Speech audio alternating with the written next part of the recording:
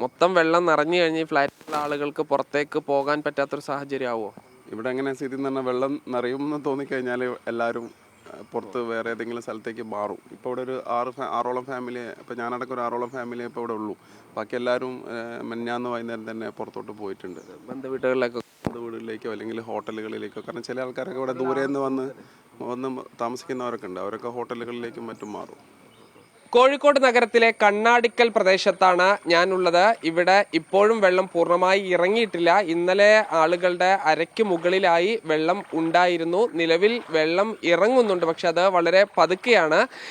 ഞാൻ വരുന്ന ആ ഭാഗത്ത്, ആ വഴിയിൽ ഉടനീളം മുട്ടിന് മുകളിൽ വെള്ളം ഉണ്ട്. ഇപ്പോഴെന്തായാലും നിരവധി വീടുകൾ, ക്ഷേത്രങ്ങൾ, അതോടൊപ്പം തന്നെ ഫ്ലാറ്റുകളെല്ലാം തന്നെ ഉള്ള ഒരു ഭാഗമാണ്. ഈ ഭാഗത്തേക്കാണ് വെള്ളം ഈ രീതിയിൽ കയറുന്നത്. അതായത് കക്കയം ഡാം തുറന്നതോടുകൂടി പൂനൂർ പുഴയിലേക്ക് കൂടുതൽ വെള്ളം എത്തുകയും പൂനൂർ പുഴയിൽ നിന്ന് ഇവിടെയുള്ള ഈ പാടശേഖരങ്ങളിലേക്ക്, പറമ്പുകളിലേക്ക് എല്ലാം വെള്ളം ഒഴുകിയെത്തുന്നു. ഇത് റോഡ് പൂർണ്ണമായി ഈ തടസ്സപ്പെടുന്ന രീതിയിലേക്ക് വെള്ളം കയറുകയും പിന്നീട് മഴ നിൽക്കുമ്പോൾ വളരെ പതുക്കെ വെള്ളം ഇറങ്ങിക്കൊണ്ടിരിക്കുകയാണ്. ചില ആളുകൾ ഇവിടെ ഉണ്ട്. നിങ്ങൾ ഈ ഫ്ലാറ്റിലുള്ള ആളാണോ? ഇല്ല, ഞാൻ ഫ്ലാറ്റിലുള്ള ആളല്ല. ഞാൻ നമ്മളെ സുഹൃത്തിൻ്റെ വീട് ഇവിടെ ഉണ്ട്. അപ്പോൾ അവരെ രാത്രിയിൽ ആ വീട്ടിലേക്ക് വെള്ളം കയറുന്നു എന്ന് പറഞ്ഞ സമയത്ത് രാത്രി ഞങ്ങൾ ഒരു 8 മണിക്ക് കൂടി വന്നതാണ്. അപ്പോൾ ഞാൻ ബൈക്കായിട്ട് വരുമ്പോൾ ഇവിടെ ചെറിയൊരു വെള്ളം ഉണ്ടായിരുന്നു.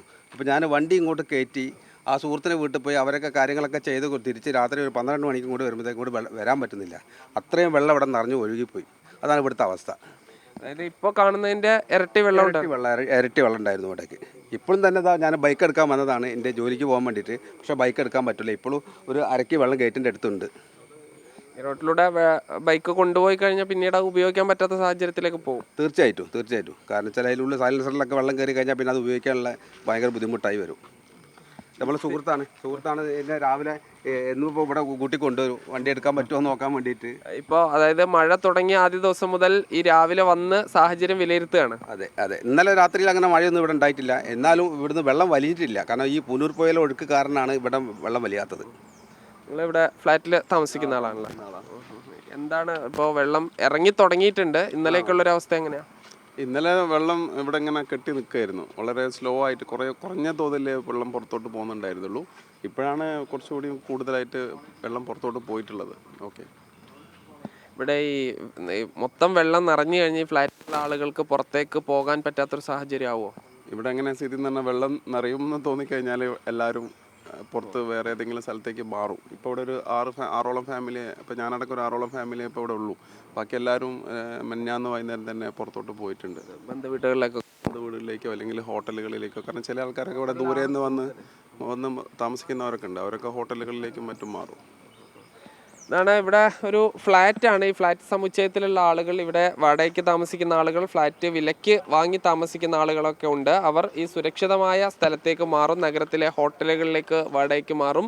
ഇവിടെ തൊട്ട് അടുത്ത് ബന്ധുക്കളുള്ള ആളുകൾ അങ്ങനെ മാറും. ഇവിടെ 54 കുടുംബങ്ങളുണ്ട് അല്ലേ? 54 കുടുംബങ്ങൾ ഫ്ലാറ്റുകൾ താമസിക്കുന്നത്. പിന്നെ 17 വില്ലകളുണ്ട്, അതിനും താമസിക്കുന്ന ആളുകളുണ്ട്. എന്താണ് ഈ കഴിഞ്ഞ ദിവസത്തെ അവസ്ഥ എങ്ങനെയാണ്? എല്ലാ വർഷവും ഇങ്ങനെ തന്നെയാണോ? കഴിഞ്ഞ വർഷം വെള്ളം വന്നു, പെട്ടെന്ന് ഒരു സ്റ്റെപ്പ് വരെ വെള്ളം കയറി, ഒരു ദിവസം കൊണ്ട് അത് ഇറങ്ങിപ്പോയി. ഈ വർഷം അതല്ല സ്ഥിതി. ഇപ്പം 3 ദിവസമായി ഈ വെള്ളക്കെട്ട് ഇവിടെ അനുഭവപ്പെടുന്നു.